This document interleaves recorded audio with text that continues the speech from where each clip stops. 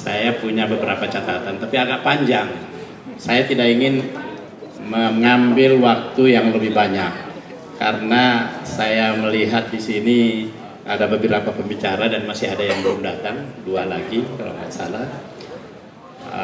Karena itu saya hanya menyampaikan singkat-singkat saja. Nanti kalau panitia memerlukan ada yang secara tertulis saya sudah siapkan. Apalagi di sini ada Pak Benny Kaharman. Dia ini kolega saya dan menjadi rujukan saya ketika di MPR maupun di DPR dulu. Saya sama-sama menjadi pimpinan badan pengkajian di MPR. Beliau membidangi politik, saya di ekonominya.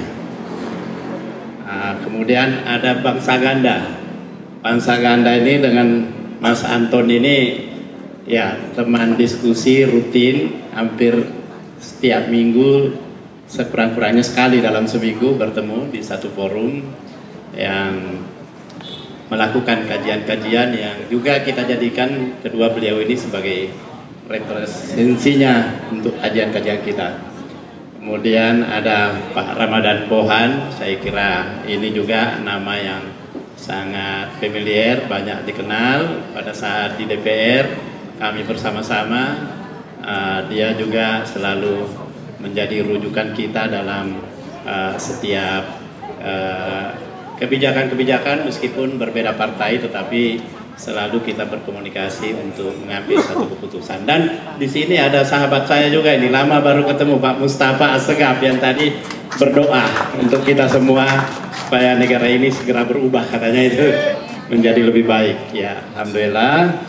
Dan di ujung sebelah kanan tadi yang saya umumkan Pak Handi, pimpinan di DPP PKS di bidang ekonomi. Nah, Pak Teguh, ini ada kawan lama juga, saya kira pikiran-pikirannya sangat banyak yang kita perlukan. Satu lagi teman saya juga ini yang selalu bersama-sama di FNN, yang pernah meramaikan Kalimantan. Dan orang-orang Kalimantan datang ke rumah saya, kumpul, bertemu dengan beliau untuk kita mediasi supaya jangan berlanjut itu permasalahan tentang jin buang anak. Ya. Saya kira Ibu dan Bapak sekalian, tadi disampaikan bahwa PPR ini adalah inisiasi dari saya, Posko Pilihan Rakyat. Itu juga hasil diskusi-diskusi dengan beberapa kawan, terutama dengan Pak Yusuf sendiri. Ada Pak Tony Rasi tapi belum kelihatan ini, dan ada beberapa kawan lagi yang lain. Kita melihat, saya kira Pak Benny Kaharman ini sering menyampaikan ke saya juga tentang apa yang sedang kita hadapi di Republik ini. Ini sangat banyak permasalahan yang saya kira kalau kita diamkan saja ini berbahaya bagi Indonesia ke depan. Kita melihat bahwa ada kesan akan ada suatu kudeta konstitusi.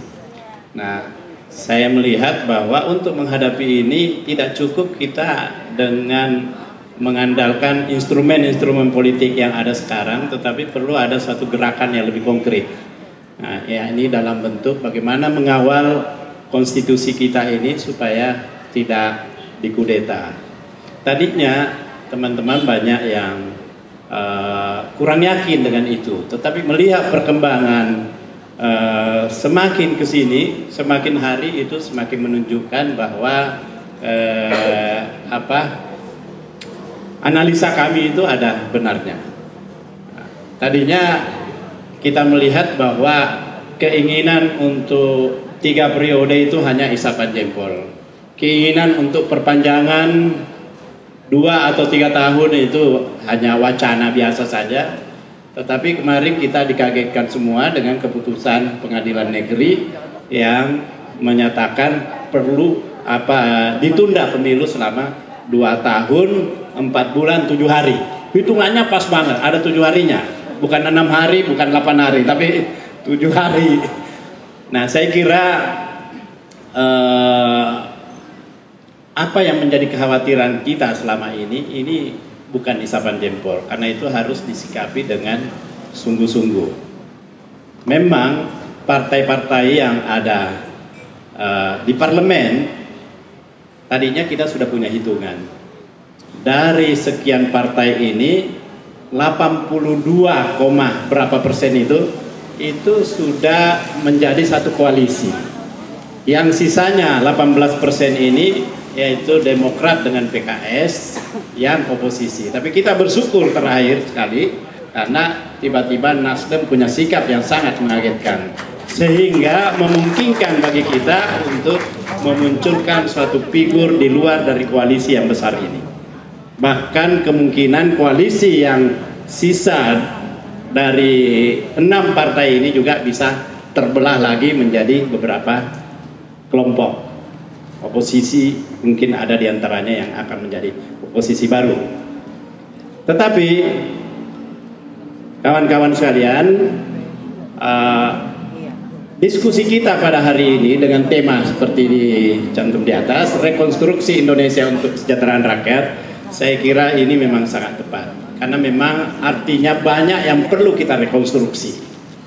Salah satunya ya, cara berpikir yang sangat simpel dan terkesan irasional itu untuk memilih pemimpin, maka pemimpin yang dianggap baik itu adalah pemimpin yang dicirikan dengan ciri fisik, misalnya ubanan dan punya keriput di wajahnya.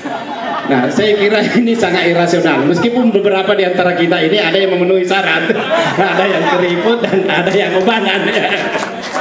Tetapi saya kira ini kita nilai bahwa ini kriteria yang irasional. Karena ini cara berpikir salah satunya yang harus kita rekonstruksi. Kemudian untuk kesejahteraan rakyat, kita merasakan bahwa kita ini semakin jauh dari tujuan nasional kita. Kenapa? Kita bisa memiliki data yang konkret bahwa angka kemiskinan itu masih sangat tinggi. Angka pengangguran juga tinggi. Kemudian penguasaan terhadap sumber daya alam kita itu dari pihak asing sangat tinggi.